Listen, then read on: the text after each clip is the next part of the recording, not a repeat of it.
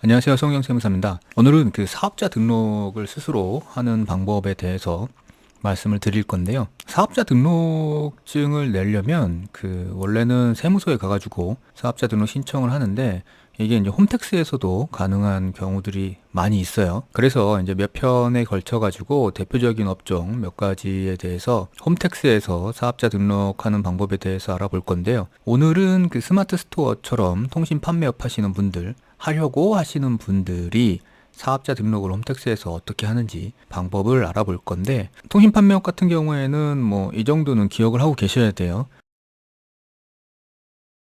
그래서 일단은 지금 내 사업이 사업장을 임차했는지 아니면 주소지에서 사업을 하는지 여부하고, 그리고 이제 공동사업자가 있는지, 그래서 공동사업자가 있다 그러면 별도의 서식도 작성을 해줘야 되니까, 그리고 이제 업종 코드는 어떻게 선택을 할 건지, 그리고 이제 사업자 유형은 어떤 걸 선택할 건지. 여기서 사업자 유형은 이제 과세, 면세, 그리고 이제 과세라면 일반 과세냐 아니면 간이 과세냐, 뭐 이런 것들을 말씀드리는 거고요. 그래서 이제 본격적으로 홈택스를 들어오면 첫 화면이에요. 첫 화면인데 사업자 등록을 하려면 여기 메뉴가 있거든요. 사업자 등록하는 메뉴가 여기 나와 있으니까 여기로 들어가시면 되고요. 그리고 여기 들어오시면 우리는 지금 스마트 스토어, 그러니까 통신 판매업이죠. 여기 제일 상단에 보면 사업자 등록 간편 신청이 있어요. 여기서 하셔도 되고, 원래는 요 밑에 개인 사업자 등록 신청 여기서 하셔도 되는데, 요 간편 신청을 클릭해 보시면 요렇게 뜨거든요. 근데 여기 보시면 이제 통신 판매업 등록 신청이 있어요. 그래서 스마트 스토어 같이 통신 판매업을 하시려는 분, 오픈마켓이나 온라인상으로 뭐 물건을 판매하시는 업을 하시려는 분들은 여기 간편 신청에 있는 통신 판매업 등록 신청으로 가시는 게 여러모로 편리합니다. 그래서 이제 요로 클릭하고 들어오시면 이제 그때부터는 기입하는 화면이 나오거든요. 그러니까 요런 화면이 나오죠. 그러니까 여기서 보시면 주민등록번호 입력하시고, 그리고 이제 성명을 입력하시면 되는데 요건 떠 있어요. 기본적으로 로그인을 하고 들어오게 되면. 그 다음에 이제 휴대전화 번호나 아니면 사업장 번호, 자택전화 번호 중에 하나는 필수적으로 입력을 해야 되고요. 그리고 국세정보문자 수신 동의에도 뭐 선택을 반드시 하셔야 다음 화면으로 넘어갑니다. 뭐 여기까지는 어려운 게 없죠. 그 다음에 이제 밑에 물어보는 게 있어요. 가게, 사무실 등 사업장을 빌리셨습니까? 라고 물어보거든요. 그래서 내가 이제 사업을 하는데 별도의 사업장을 임차해가지고 사용한다 그러면 여기는 이제 얘가 되겠죠.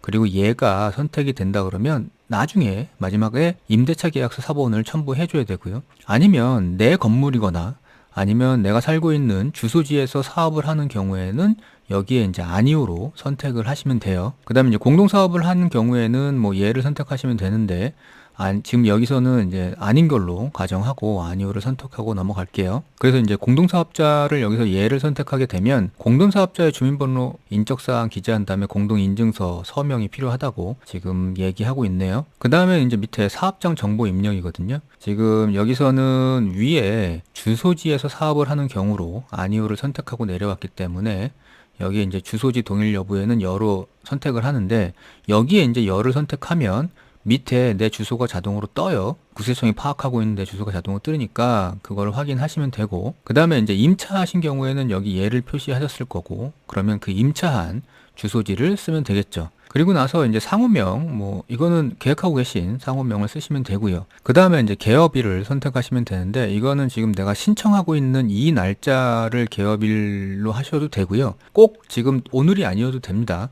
이거 뭐 미래의 날짜가 될 수도 있고 아니면 과거의 날짜가 될 수도 있어요. 사업자 등록을 먼저 내고 여러 가지 이제 비용 처리를 하기 위해서 먼저 신청할 수도 있는 거거든요. 근데 이제 과거의 날짜를 선택한다 그러면 오늘, 지금 내가 신청하는 오늘보다 가능한 20일 이내의 날짜에서 선택을 하시는 게 좋고요. 그 다음에 이제 별표 쳐 있는 거는 필수 항목이고, 그리고 이제 별표가 없는 거는 선택 항목이니까 뭐 종업원수나 사업장 면적은 뭐 입력을 하셔도 되고 안 하셔도 됩니다. 이제 여기까지 하시면 업종을 선택하셔야 돼요. 업종 선택은 밑에 보시면 이제 업종 입력, 수정 여기를 눌러가지고 선택을 하시는데, 지금은 우리 간편 신청이기 때문에 여기에 누르면 요렇게 통신 판매업에 해당하는 업종 코드들이 떠 있어요. 그래서 이 중에서 선택을 하시면 되는데, 이건 어떻게 아냐 하면 여기 적용 범위 및 기준 있잖아요. 여기다가 이제 커서를 갖다 대면 요렇게 설명이 나와요. 그래서 뭐 예를 들어서 지금 525101이라는 업종 코드, 통신 판매업인데 전자상거래 소매업으로 분류명이 돼 있는 이 업종 같은 경우에는 이 코드는 일반 대중을 대상으로 온라인 통신망, 그러니까 SNS 채널은 제외하고요. 요거는 여기 별도로 있죠. SNS 마켓은 각종 상품을 판매하는 경우에요. 그래서 전자상거래 판매, 그 오픈마켓, 스마트 스토어도 포함이 되겠죠. 뭐 옥션이나 지마켓이나 이런 오픈마켓들이 다 여기 들어갈 거고요. 그래서 이제 요거를 보시고 선택을 하시면 돼요. 본인 사업에 맞는 거를. 그리고 이제 여기가 업태가 도매 및 소매업이에요. 도소매업. 만약에 뭔가를 제조해가지고 여기서 판다 이러면 제조업이 될 거고요. 그리고 기업 대 기업으로 온라인상에서 판다 그러면 도매업이 될 거예요. 우리는 지금 일반적인 소비자들을 대중을 대상으로 하니까 도소매업으로 선택해가지고 통신 판매업으로 들어온 거고요. 여기서 이제 보시고 선택을 하시면 여기 밑에 이렇게 뜨거든요. 그래서 이제 요거를 확인한 다음에 업종 등록을 하시면 돼요. 그래서 업종 코드를 선택하는 게 중요한 건 첫 번째는 내 사업에 맞는 거를 선택을 해야 되겠죠. 맞지도 않는 다른 무슨 뭐 서비스나 제조업이나 뭐 이런 것들을 선택하면 안 되고, 그리고 이제 또 하나는 업종 코드에 따라서 이렇게 경비율이 달라지거든요. 이게 경비율이 뭐냐면 비용이 없더라도 여기까지는 비용으로 인정을 해준다는 거예요. 소규모 사업자 같은 경우에는. 뭐 요거는 종합소득세 관련 신고 내용을 보면 좀 자세하게 나와 있는데, 이 경비율을 얼마를 적용받냐에 따라서 세금이 달라져요. 그러니까 예를 들어서 지금 소매업의 전자상거래업이죠. 525101 이 코드를 선택하면 기본적인 단순 경비율이 86%로 나와 있거든요. 이렇다 그러면 내가 매출을 1000만 원 올렸을 때 86%인 860만 원은 다른 증빙이나 어떤 장부가 없어도 860만 원을 비용으로 봐주는 거예요. 근데 이게 업종을 코드를 선택을 잘못해서 예를 들어서 뭐 이쪽 525200을 선택했다 그러면 82.6%만 해주겠죠, 비용을. 그러니까 굳이 이렇게 여기서 지금 내가 선택해야 되는 거는 내 사업은 여기인데 이거를 뭐 대충 선택하거나 잘못 선택해서 다른 경비율이 낮은 거를 선택해 가지고 들어갈 필요는 없다는 거죠. 그래서 이제 업종 코드는 정확하게 선택하는 게 가장 중요하고요. 뭐 참고로 이게 뭐 업종 코드가 지금 잘못됐다 그래서 평생 가야 되는 건 아니에요. 나중에 수정해 주면 되긴 되는데 그게 또 사업을 하다 보면 바빠가지고 잊고 넘어가는 경우들도 있고요. 그러다 보니까 아예 지금 처음 시작할 때부터 요거는 선택을 제대로 하고 넘어가시는 게 좋습니다. 자, 그 다음에 이제 업종 선택까지 하게 되면 이 밑에 사업자 유형을 선택하는 건데, 그 전에 이제 업종 선택을 하고 등록을 하고 나면 여기 이렇게 떠요. 거기 보시면 이제 제출 서류 이렇게 나오는데, 우리는 지금 전자상거래 소매업 같은 경우에는 제출 서류가 아직 없어요. 구청에 등록하는 통신판매업은 이거 사업자 등록을 내고 그 다음에 하는 거죠.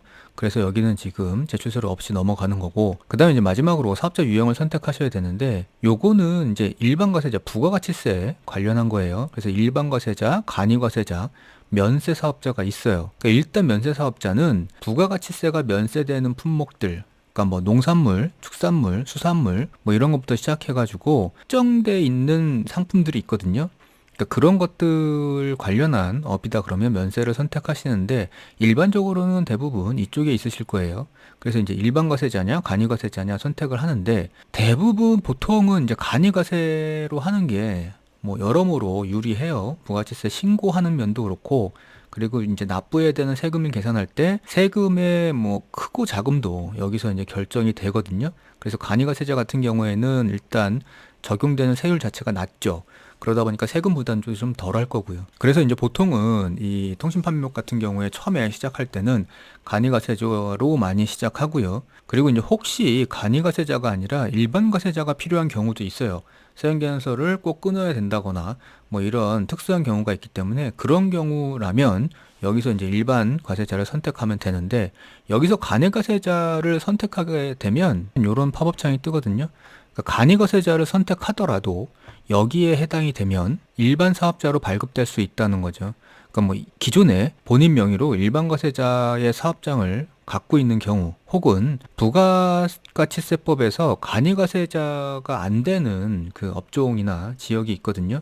그러니까 거기에 해당되는 경우, 혹은 연간 공급대가가 8천만 원 이상이 될 것으로 예상되는 경우, 뭐 이런 것들이 있는데, 간이과세자로 여기서 선택을 하더라도 이런 경우에 따라서 간혹은 일반과세자로 바뀌는 경우들이 있으니까 그거는 참고를 하고 계시면 되고요. 그 다음에 여기서 이제 일반과세자를 선택한다 그러면 여기 밑에 간이과세 포기신고 여부가 나와요. 간이가세 포기 신고는 하게 되면 앞으로 3년 동안은 간이가세를 적용받을 수 없으니까 그것도 생각을 한번 해보시고 결정을 하시면 됩니다. 이제 여기까지 하면은 첫 화면에서 기입해야 되는 건 끝나거든요. 그래서 이제 저장 후 다음 화면 마지막에 이제 팝업 창이 뜨는데 요 팝업 창은 제출 서류를 선택하는 거예요. 그래서 아까 사업장을 임차로 했다 그러면 임대차 계약서 사본을 여기서 넣어줘야 되는 거고요. 파일 찾기 들어가서 등록이나 인허가 업종들이 있어요. 그러니까 그런 경우에는 여기에서 입력을 하면 되는데 우리는 지금 뭐 특별히 첨부해야 되는 서류가 없죠. 왜냐하면 주소지를 사업장으로 했고 그리고 인허가 업종이 아니다 보니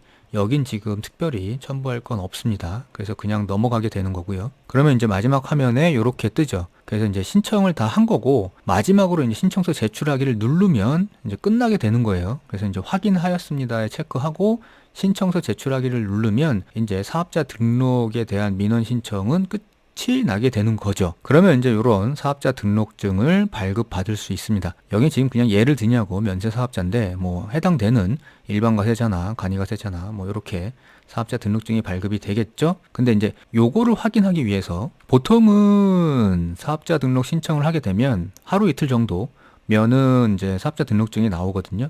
그래서 이제 그건 어떻게 확인하냐 하면 홈택스 첫 화면에 여기 마이 홈택스가 있어요. 요 마이 홈택스에 들어가시면 밑에 민원 상담 불복 고충란에 보시면 민원 처리 결과 조회가 있거든요. 여기에 들어가시면 내가 신청한 민원들이 나오게 되는데 요런 식으로 나와요. 사업자 등록 신청해가지고 조회하면 그 중에서 이제 처리가 완료됐어요 하고 나면 요 발급번호를 클릭하시면 사업자 등록증을 확인하실 수 있습니다. 자, 이렇게 해가지고 스마트 스토어 등의 통신 판매업 사업자 등록을 내는 법에 대해서 알아봤는데요. 처음에도 말씀드렸다시피 몇 가지 사항만 주의하시면 돼요. 지금 보셨겠지만 그대로 따라 하시면 그렇게 어렵진 않잖아요. 그래서 이제 사업장 임차 여부 선택이나 아니면 업종 코드 선택하는 것, 그리고 이제 일반이냐, 간이냐, 아니면 면세냐, 요거 선택하는 것만 주의해서 하시면 될 것 같습니다. 자, 오늘 시간 마치겠습니다. 감사합니다.